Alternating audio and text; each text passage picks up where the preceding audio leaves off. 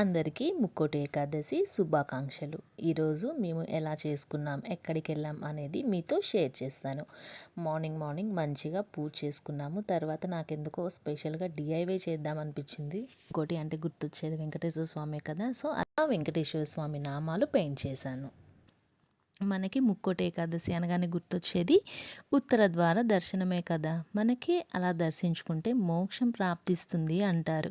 మనకి ద్వారాలన్నీ మూసుకుపోయినప్పుడు మనకి ధైర్యాన్ని ఇచ్చే వైకుంఠ ద్వారాలే ఉంటాయి అని మనం అసలు మర్చిపోకూడదు. అదే ఒక ధైర్యం అనమాట.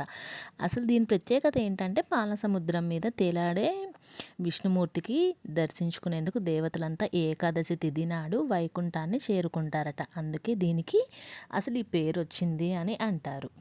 సో అందరూ వీలైనంత వరకు ఈ ముక్కోటి ఏకాదశి నాడు వీలైతే విష్ణుమూర్తిని, లేదు అంటే ఇంకా ఏ దేవుడైనా పర్లేదు, ఏదో ఒక గుడికి వెళ్ళి దర్శించుకొని దండం పెట్టుకోవాలి. సో ఇది మా ఊర్లో మేము దర్శించుకోవడానికి వచ్చిన వెంకటేశ్వర స్వామి గుడి అనమాట. సో వెంకటేశ్వర స్వామి గుడి అంటే లోపల ఫొటోస్ తీయకూడదు కాబట్టి ఇట్లా బయట ఫొటోస్ డెకరేషన్ బాగుందని కొన్ని గ్లిమ్సెస్ మీతో షేర్ చేస్తున్నాను.